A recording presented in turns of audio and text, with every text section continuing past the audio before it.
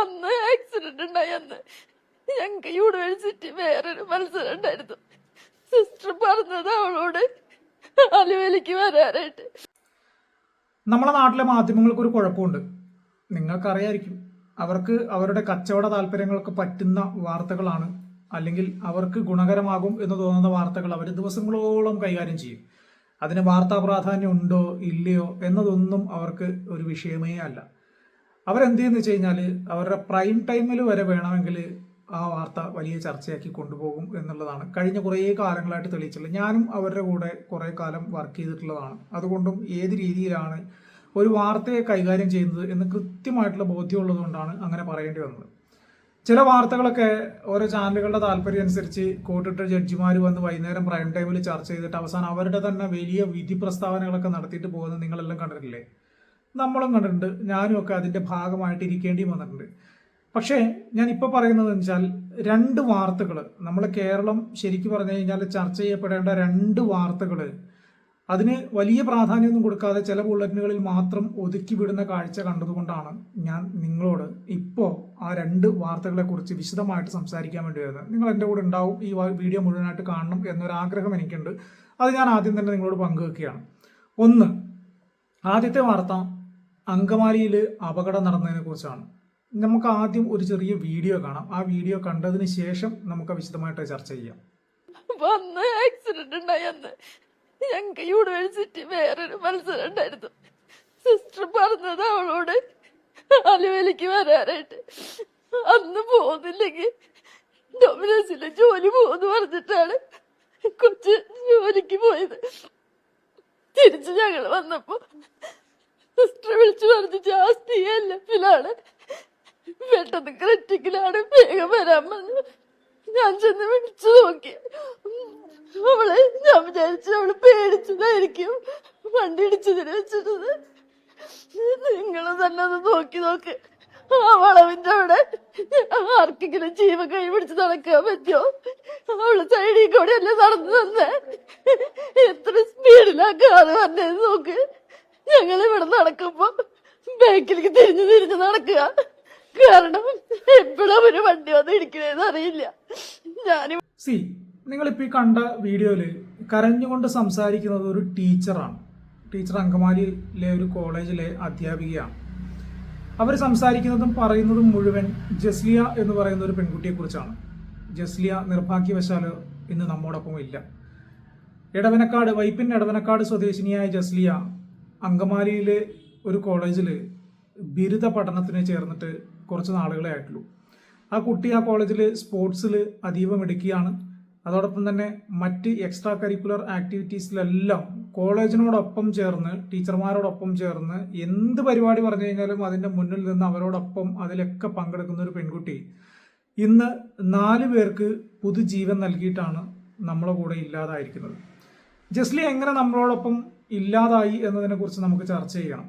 കാരണം അത് ഇന്നത്തെ ഈ സമൂഹം ചർച്ച ചെയ്യപ്പെടേണ്ട ഒരു വിഷയമാണ്. അതിൽ പ്രധാനപ്പെട്ട ഒരു കാരണം, ഇന്ന് ഈ വിഷയം എന്തുകൊണ്ട് ചർച്ചയ്ക്കെടുക്കേണ്ടി വന്നു എന്നതിൻ്റെ പ്രതിസ്ഥാനത്ത് നിൽക്കുന്നത് കേരള പോലീസ് ആയതുകൊണ്ടാണ്. കാരണം പറഞ്ഞുതരാം. ഈ അങ്കമാലിയിൽ നേരത്തെ ടീച്ചർ പറഞ്ഞ പോലെ ജസ്ലിയ അപകടത്തിൽപ്പെട്ട ആ പ്രദേശം നിരന്തരമായിട്ട് അപകടം ഉണ്ടാകുന്ന ഒരു പ്രദേശമാണ്. അവരുടെ കോളേജിന്റെ മതിലിലൊക്കെ നിരന്തരം വണ്ടി ഇടിച്ചതിന്റെ പാടുകൾ കാണാനുണ്ട്. പല സന്ദർഭത്തിലും ആ വഴിയിലൂടെ പോകുന്ന സമയത്ത് ചില വണ്ടികളൊക്കെ ഇങ്ങനെ മറിഞ്ഞു കിടക്കുന്ന കാണാറുണ്ട് എന്നൊക്കെയാണ് ടീച്ചർ പറയുന്നത്. ശരിയാണ്, അത് ഇതിനു മുമ്പ് ആ നാട്ടുകാരിൽ പലരും പറഞ്ഞതായിട്ടും കേട്ടിട്ടുണ്ട്, പല വീഡിയോകളിലും കണ്ടിട്ടുള്ള ഒരു കാര്യമാണ്. അപ്പോൾ അന്ന് രാത്രി ഈ പെൺകുട്ടി ജസ്ലിയ എന്ന് പറയുന്ന പെൺകുട്ടി കോളേജിലെ ക്ലാസ് കഴിഞ്ഞതിന് ശേഷം ഒരു സ്വകാര്യ സ്ഥാപനത്തിൽ പാർട്ട് ടൈം ജോലിക്ക് പോകുന്നുണ്ട്. നമ്മുടെ എറണാകുളത്തും മറ്റു പല സ്ഥലങ്ങളിലും പഠിക്കുന്ന കുട്ടികൾ അങ്ങനെ ചെയ്യാറുണ്ട്. നമ്മുടെ കോളേജിലെ സമയം കഴിഞ്ഞതിന് ശേഷം പാർട്ട് ടൈം ജോലിക്ക് പോകും.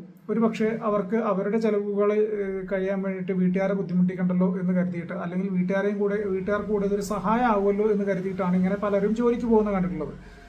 അപ്പോൾ ഈ പെൺകുട്ടി അതുപോലെ പാർട്ട് ടൈം ജോലിക്ക് പോയിട്ട് തിരിച്ചു വരുന്ന വഴിക്കാണ് അമിത വേഗതയിലെത്തിയ ഒരു നരാധമൻ, ഡോക്ടർ എന്നാണ് അവനെ പറയപ്പെടുന്നത്, സിറിയക്ക് എന്ന് പറയുന്ന ഡോക്ടർ സിറിയക്ക്, അവനോടിച്ച അവൻ്റെ ഒടുക്കത്തെ യാത്രയിൽ ഈ പെൺകുട്ടിയെ കാർ ഇടിച്ച് തെറിപ്പിച്ചതിന് ശേഷം ആ കാർ നിർത്താതെ പോയി.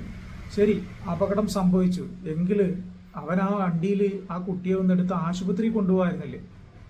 ആശുപത്രി എത്തിച്ചിരുന്നുവെങ്കിൽ ഒരു പക്ഷേ ആ കുട്ടി ഇന്ന് നമ്മളോടൊപ്പം ഉണ്ടാകുമായിരുന്നു എന്നാണ് ഈ കോളേജിലെ കുട്ടികളും അതോടൊപ്പം ടീച്ചറും ഒക്കെ പല സമയങ്ങളിലായിട്ട് പറഞ്ഞിരിക്കുന്നത്. ആശുപത്രിയിൽ എത്തിക്കാൻ വൈകിയത് കൊണ്ടാണ് ഈ പെൺകുട്ടിക്ക് ഇത്രയും വലിയ ഒരു ദുരന്തത്തിലേക്ക് പോകേണ്ടി വന്നത് എന്ന് ആശുപത്രി അധികൃതർ പറഞ്ഞു എന്ന രീതിയിലാണ് ഇവരുടെ കോളേജ് അധികൃതർ പറയുന്നത്. അപ്പോൾ ഈ ഇടിച്ചു തെറിപ്പിച്ചത് പോയതിനു ശേഷം കുറേ സമയം കഴിഞ്ഞ ശേഷം അതുവഴി വന്ന ഹൈവേ പോലീസാണ് ചോരയിൽ കുളിച്ച് കിടക്കുന്ന ജസ്ലിയ എന്ന് പറയുന്ന ഈ കുട്ടിയെ ആശുപത്രിയിലേക്ക് എത്തിക്കുന്നത്. ലിറ്റിൽ ഫ്ലവർ ഹോസ്പിറ്റലിലേക്കാണ് എത്തിക്കുന്നത്. അവിടെ നിന്ന് പിന്നീട് രാജഗിരി ആശുപത്രിയിലേക്ക് മാറ്റുന്നു. അതീവ ഗുരുതരാവസ്ഥയിലായി രാജഗിരി ആശുപത്രിയിൽ വെച്ച് ഈ കുട്ടി മരിക്കുന്നു. അവിടെ നിന്ന് ബന്ധുക്കളാണ് കുട്ടിയുടെ നേത്രപടലവും അതോടൊപ്പം തന്നെ കരളും ഒക്കെ കൊടുക്കാം എന്നൊരു തീരുമാനത്തിലേക്ക് എത്തുന്നത്. നമ്മൾ മനസ്സിലാക്കേണ്ട ഒരു കാര്യം, ആ സിറ്റുവേഷനിൽ സ്വന്തം മകള് ഇനിയില്ല എന്ന് അറിയുന്ന ഒരു സിറ്റുവേഷനിൽ സ്വന്തം മകളുടെ ശരീരഭാഗങ്ങൾ ഇനി ആർക്കെങ്കിലും ജീവിക്കാൻ വേണ്ടി പാകപ്പെടും എങ്കിൽ അത് നൽകാൻ, സ്വന്തം കരൾ പകുത്തു നൽകാൻ തയ്യാറാകുന്ന ഒരച്ഛനെയും അമ്മയെയും ഈ സമൂഹം എത്ര കണ്ട് അഭിനന്ദിച്ചാലും അല്ലെങ്കിൽ എത്ര സല്യൂട്ട് ചെയ്ത് കഴിഞ്ഞാലും മതിയാവില്ല എന്നുള്ളൊരു വസ്തുതയാണ്. നമ്മൾ കണ്ടതാണ് ഇതിനിടയ്ക്ക് ഒരു കുട്ടിയുടെ 10 മാസം പ്രായമായ കുട്ടിയുടെ കരളും ശരീര അവയവങ്ങൾ മറ്റ് കുട്ടികൾക്കും മറ്റ് ശരീരത്തിലേക്ക് വെച്ച് പിടിപ്പിക്കാൻ വേണ്ടി കൊണ്ടുപോയ വാർത്ത വലിയ വാർത്തയാണ്. നമ്മുടെ സമൂഹം അത്രമാത്രം ചെറുതല്ല എന്ന് തെളിയിക്കുന്ന ഒന്നുകൂടിയാണിത്. പക്ഷേ ഡോക്ടർ സിറിയക്കിനെ പോലുള്ള ആളുകൾ, ഡോക്ടർ എന്ന് പറയുന്നത് മറ്റുള്ളവരുടെ ജീവൻ രക്ഷിക്കാൻ വേണ്ടി എന്താ പറയുക, ദൈവത്തിൻ്റെ കയ്യൊപ്പ് പതിഞ്ഞ ആളുകൾ എന്നാണ് പറയുന്നത്. ദൈവത്തിൻ്റെ ഭൂമിയിലെ അവതാരങ്ങൾ എന്നാണ് ഡോക്ടർമാരെ പറയുക, ജീവൻ രക്ഷിക്കാൻ വേണ്ടി. പക്ഷേ ഇവനൊന്നും ഡോക്ടറായിരിക്കാം എന്താ പറയുക യോഗ്യതയുള്ളവനല്ല എന്നുള്ളതാണ്. കാരണം ഒരു അപകടം ഉണ്ടായിക്കഴിഞ്ഞാൽ ആ അപകടം പറ്റിയ ആളെ എത്രയും പെട്ടെന്ന് ആശുപത്രിക്ക് എത്തിക്കേണ്ടതിന് പകരം അയാളെ വഴിയിൽ ഉപേക്ഷിച്ചിട്ട് പോയവനാണ് അവൻ അന്വേഷിക്കുന്നുണ്ട് എന്നാണ് പോലീസ് പറയുന്നത്. 6 ദിവസം കഴിഞ്ഞു, ഇതുവരെ ആളെ കിട്ടിയിട്ടില്ല. വണ്ടി പോലും കഴിഞ്ഞ ദിവസം തുറവൂര് വെച്ചാണ് കിട്ടിയത്. പോലീസ് അന്വേഷണം നടക്കുന്നുണ്ട് എന്നുള്ള വലിയ വിശദീകരണങ്ങളൊക്കെ പോലീസ് നൽകുന്നുണ്ട്. അപ്പോൾ അവര് ഇയാളുടെ അതിരമ്പുഴയിലെ വീട്ടിൽ പോയി, ഇടുക്കിയിലുള്ള ഇയാളുടെ ബന്ധു വീട്ടിൽ പോയി എന്നൊക്കെ പറയുന്നുണ്ട്. പക്ഷേ എന്ത് പറഞ്ഞു കഴിഞ്ഞാലും അറ്റ് ലാസ്റ്റ് നമുക്ക് വേണ്ട സിറിയക്കിന്റെ അറസ്റ്റാണ്. അത് ഇതുവരെ നടന്നിട്ടില്ല എന്ന ഒരു ദുഃഖകരമായ വേദനാജനകമായ ഒരു കാര്യം കൂടി ഈ സമയത്ത് പറയുന്നു. മാധ്യമങ്ങൾ ഒന്നുകൂടി ഈ വാർത്ത വളരെ പ്രാധാന്യത്തോടുകൂടെ കൈകാര്യം ചെയ്യുകയാണെങ്കിൽ പോലീസ് ഒന്നുകൂടി ഉണർന്ന് പ്രവർത്തിക്കും, ഇതിന്റെ പിന്നാലെ പോകും. പ്രത്യേക അന്വേഷണ സംഘത്തെയൊക്കെ രൂപീകരിച്ചിട്ടുണ്ട്. പക്ഷേ ഇതുവരെ ആളെ അറസ്റ്റ് ചെയ്യാൻ സാധിച്ചിട്ടില്ല എന്നുള്ളതാണ് ഒന്നാമത്തെ വാർത്ത. ഇനി രണ്ടാമത്തെ ഒരു കാര്യം, ആ വീഡിയോ എനിക്കിവിടെ വെക്കാൻ സാധിക്കില്ല എന്നുള്ളതാണ് ഒരു വസ്തുത. കാരണം അത്രയും ക്രൂരമായിട്ട് കൊല്ലത്തെ മരുത്തടിയിൽ ഒരു അമ്പലത്തിൽ കഴിഞ്ഞ ദിവസം ഹരികൃഷ്ണൻ എന്ന് പറയുന്ന കുന്നത്തൂർ സ്വദേശിയായിട്ടുള്ള ഹരികൃഷ്ണൻ എന്ന് പറയുന്ന ഒരു പയ്യൻ എന്ന് പറഞ്ഞു കഴിഞ്ഞാൽ അവൻ അടൂർ പോളിടെക്നിക്കിലെ വിദ്യാർത്ഥിയായിട്ടുള്ള ഹരികൃഷ്ണനെ കുറച്ച് ആളുകൾ ചേർന്നിട്ട്, കുറച്ച് കള്ളുകുടിയന്മാർ ചേർന്നിട്ട് മരത്തടി കൊണ്ട് തലക്കടിച്ച് അവിടെ നിന്ന് ബോധമില്ലാതെ ഹരികൃഷ്ണനെ ആശുപത്രിയിലേക്ക് കൊണ്ടുപോവുകയാണ് ചെയ്തത്. എന്താണ് ഹരികൃഷ്ണൻ ചെയ്ത കുറ്റം എന്ന് നിങ്ങൾക്കറിയോ? ഈ മദ്യപിച്ച് ബഹളം വെച്ച് അതുവഴി നടന്ന ആളുകൾ നടന്നു പോകുമ്പോൾ അതിൻ്റെ മുന്നിൽ അവൻ നിന്നു എന്നുള്ളതാണ് കുറ്റം. മനഃപൂർവ്വമല്ല, വഴി തടസ്സപ്പെടുത്തി എന്നാണ് ഇവർ പറയുന്നത്. എന്നിട്ട് ആ വീഡിയോ നിങ്ങളിൽ പലരും കണ്ടിട്ടുണ്ടാവും. എനിക്ക് ആ വീഡിയോ ഇവിടെ വെക്കാൻ പറ്റാത്തത് കൊണ്ടാണ് അത് വെക്കാത്തത്.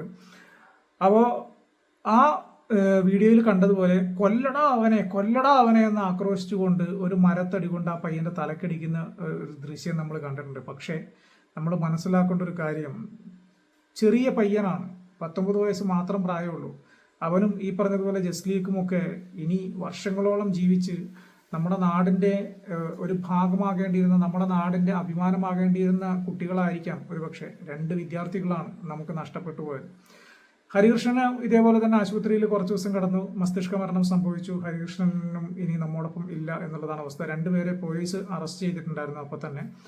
അപ്പോൾ പ്രധാനപ്പെട്ട 2 കാര്യങ്ങൾ, ജസ്ലിയ എന്ന് പറയുന്ന കുട്ടിയെക്കുറിച്ച് പറയുമ്പോൾ ജസ്ലിയ വളരെ അഭിമാനത്തോടു കൂടി, വളരെ ആഗ്രഹത്തോടു കൂടി അവളുടെ ടീച്ചറോട് പറഞ്ഞ 1-2 കാര്യങ്ങൾ ടീച്ചർ പറഞ്ഞിട്ടുണ്ട്. അതായത് ജസ്ലിയയുടെ അമ്മ ഹയർ സെക്കൻഡറി പരീക്ഷയിൽ സയൻസാണ് അവരുടെ വിഷയം, സയൻസിൽ നല്ല മാർക്കോട് കൂടി പാസ്സായതാണ് ജസ്ലിയയുടെ അമ്മ. പക്ഷേ അവർക്ക് പിന്നീട് പഠിക്കാനുള്ള സാഹചര്യം ഇല്ലായിരുന്നു. അതുകൊണ്ട് അവർക്ക് തുടർ പഠനം മിസ്സായതുകൊണ്ട് ജസ്ലിയയുടെ ടീച്ചർമാരോട് പറയായിരുന്നു, അടുത്ത വർഷം ഡിഗ്രിക്ക് എൻ്റെ അമ്മയും കൂടി ഇവിടെ ചേർക്കണം, അമ്മയെ ഡിഗ്രി പഠിപ്പിക്കണം എന്ന് പറഞ്ഞപ്പം അവരുടെ കോളേജുകാർക്കും ടീച്ചർമാർക്കൊക്കെ വളരെ അഭിമാനവും വളരെ സന്തോഷവും തോന്നിയാണ്. പക്ഷേ അത് സാധ്യമാക്കാൻ ജസ്ലിയ ഇല്ലാതെ പോയി എന്നുള്ളൊരു വിഷമം ഇപ്പോൾ ഉണ്ട് ആ കുടുംബത്തിനും.